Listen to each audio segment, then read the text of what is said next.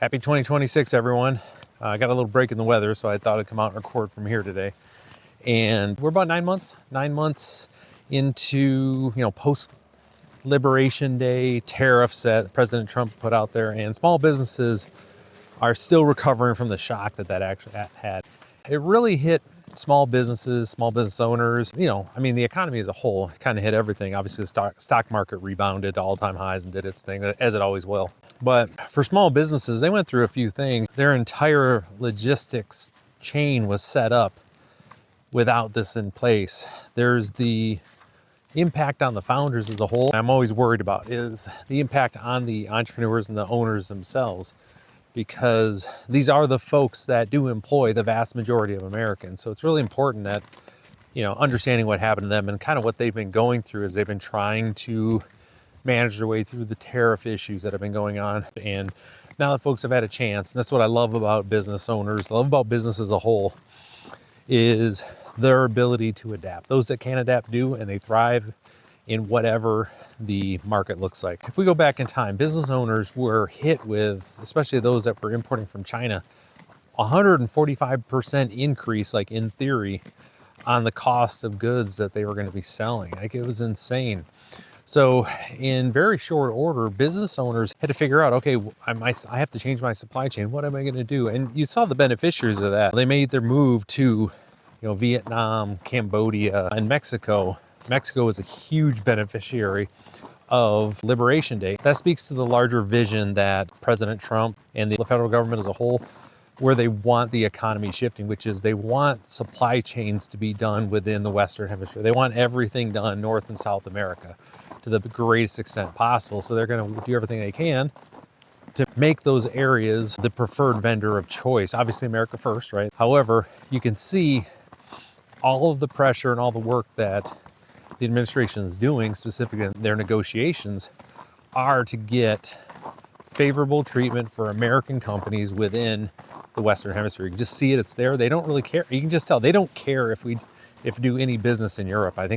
Honestly, I think they see Europe as old news, yesterday's deal. I think that's where they're at. Now, one thing I just saw for sure, and this is something where I saw a lot of business owners as well, is the struggle that they had, the emotional toll that it took by having their entire businesses just upended 5 years after they had their businesses upended with COVID. So they were just resettling into everything. Hey, we got a pro-business president and administration in there, and what's the first thing they do? He actually follows through on his tariffs. And that's one of the lessons that I think everyone, again, he'll be out of office here in a couple of years, but I think it's one of the things that I think most people forgot about the Trump presidency, which was when he's going to try to do what he says he's going to do. Because no one should be surprised. He thinks tariffs are the best way to fund the federal government. He wants to move away from certain things. Okay, so he's going to do tariffs. Business owners were just shocked. They were caught off guard at not just the tariffs happening, but the depth and breadth and severity of the tariffs that were put out there. And we're just now coming up from air from that. And it was interesting to watch too, when we talk about, obviously what we had from the tariff shock. So we were dealing with the tariff shock, and there was just the emotional toll, obviously, with business owners. So this is the thing, folks. Whenever business owners have a shock that occurs, they go into risk mitigation mode, which means they stop spending money until they figure out what the new business environment looks like. And that's exactly what we saw.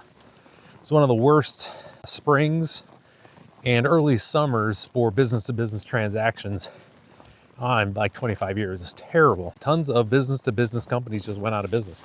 Consulting firms went down, accountants, law firms, you name it. They just went out of business because everybody stopped spending. Now we're getting back to the point where they are just getting their feet underneath them. Like, okay, we think we know what the environment's going to look like and how to prepare for that. And you're seeing the spend go up.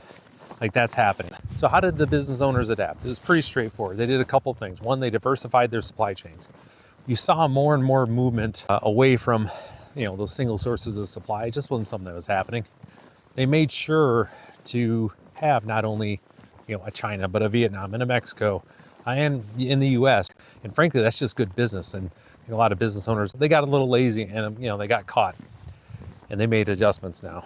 Going forward in 2026, this is what I'm really talking about with my clients. One is we should be stable for the next next 3 years, I don't see much change. If the tariffs stay in place, your supply chain is going to stay exactly how it is. Should be diversified, shouldn't be an issue, and you can plan for that. If the tariffs do go away, you still should have a diversified supply chain. It shouldn't change. So we're taking the lessons that we learned over the last year and making sure that our supply chains are robust and they're resilient in case something comes up. In addition to the supply chain, the other thing is about where are you spending your money for marketing and media, and really quadruple checking before you spend money anywhere on anything. I think everybody got a little too complacent and money was just going everywhere. And instead, what really needed to happen was, some deeper thoughts and better planning and execution when it comes to the fiduciary responsibility of those business owners. That's what we're seeing. Tariffs are probably here to stay, folks. I don't think the courts are going to completely neuter the president when it comes to this. They're going to push back onto the Congress and saying, hey, you guys don't like it, you got to change it. And we all know, even if there's a Republican Congress, they're not going to change it. And if the Democrats do end up taking back the Congress, the president will still veto it, is what it is, folks. That's where we're at. So that's what I was saying. Plan for the tariffs to be here for the long haul until the president decides he doesn't want them anymore. Okay. So with that, I appreciate everybody. So thanks for hanging out this long. Take care. We'll see you next time.